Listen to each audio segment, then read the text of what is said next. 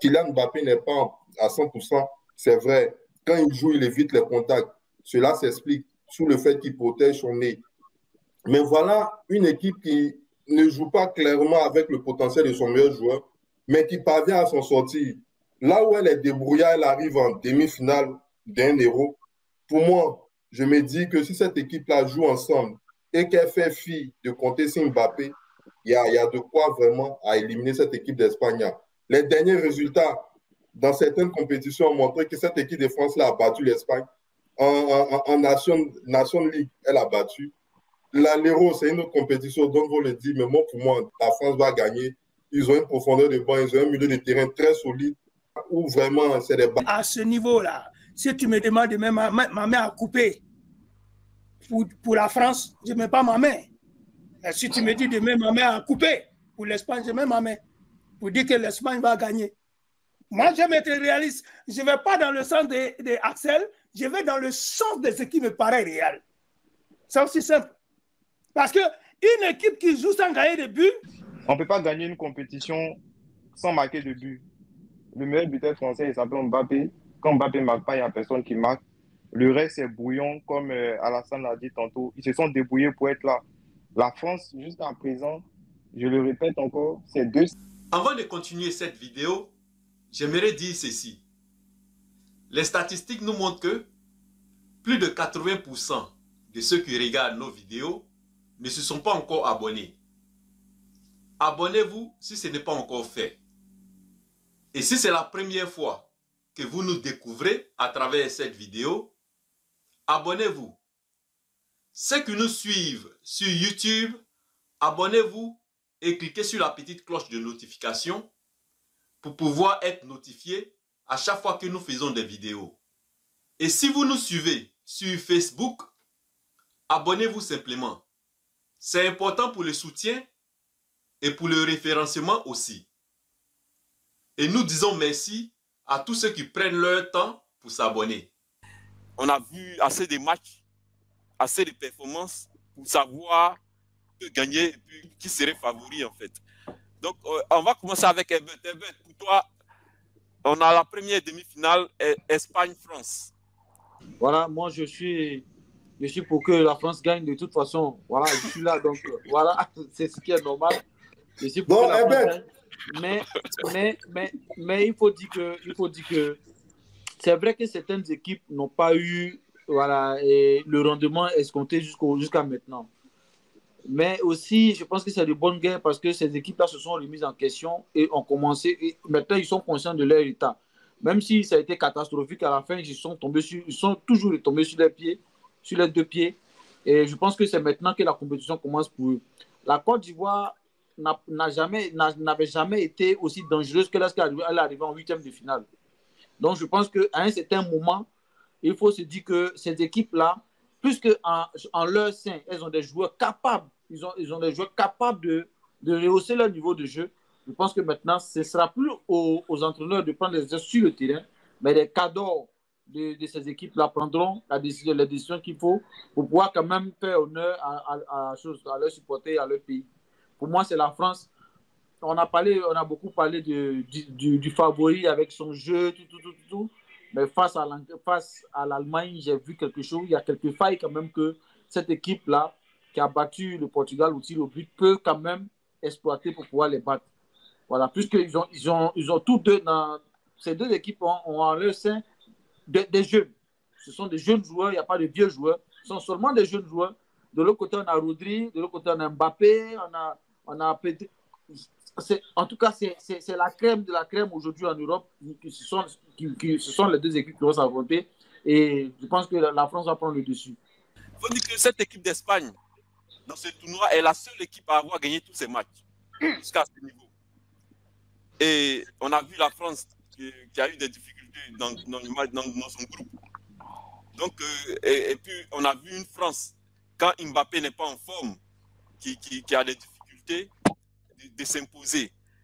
Moi, je dis à ce niveau-là, si tu me demandes de mettre ma main à couper pour la France, je ne mets pas ma main. Et si tu me dis de mettre ma main à couper pour l'Espagne, je mets ma main pour dire que l'Espagne va gagner. Moi, j'aime être réaliste. Je ne vais pas dans le sens de Axel, je vais dans le sens de ce qui me paraît réel. C'est aussi simple. Parce qu'une équipe qui joue sans gagner de but, et puis j'appelle ça la débrouille. Ce sont débrouillés pour être là, les Français.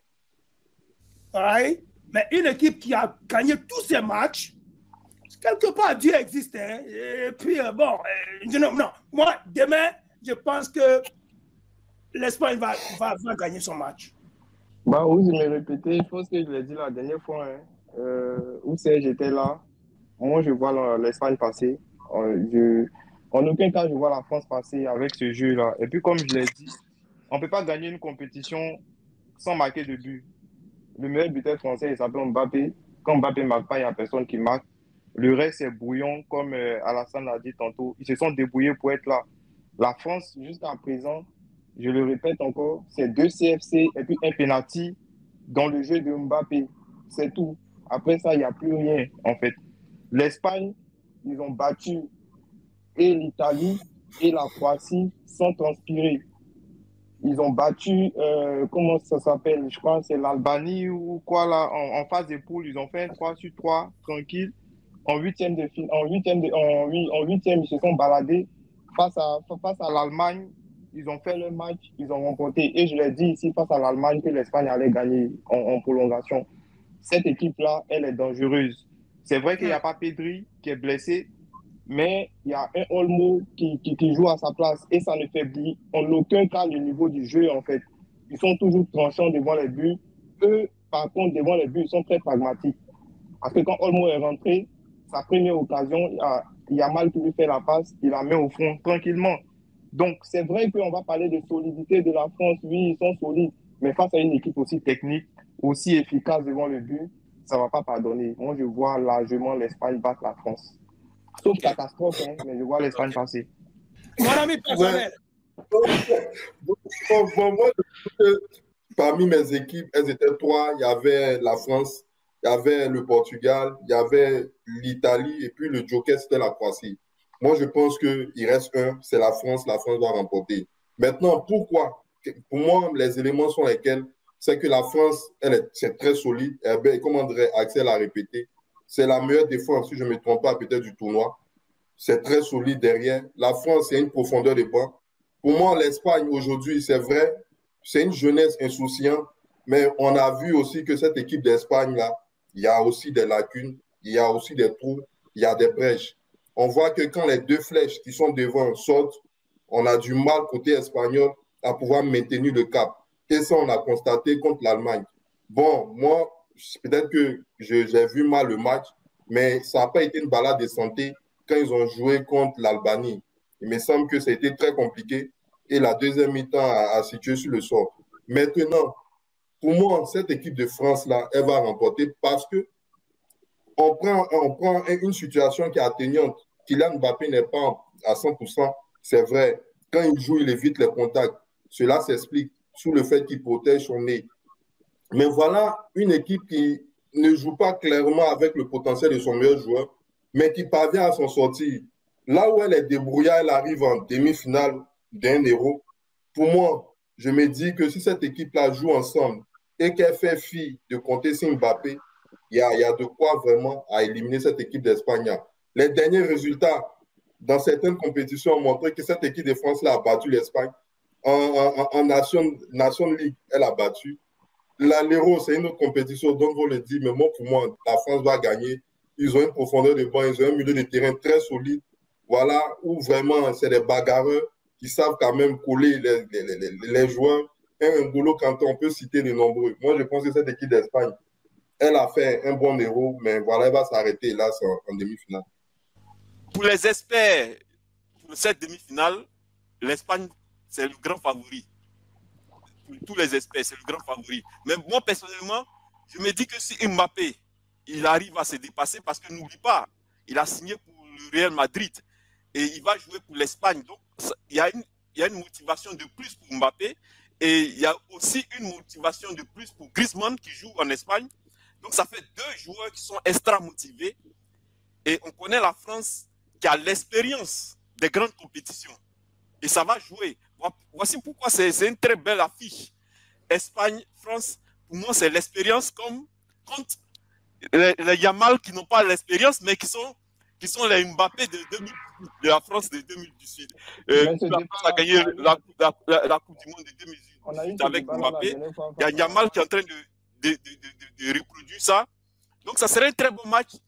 Et je pense que la France va sortir vainqueur de ce match. Ça, c'est moi, c'est mon pronostic, quoi. Là, c'est les experts du live qui ont dit la France va gagner. Il y a Axel, donc il y a la VAR là, il y a la VAR de toute façon. Ouais, il y a la VAR. La France, c'est Axel le mercredi.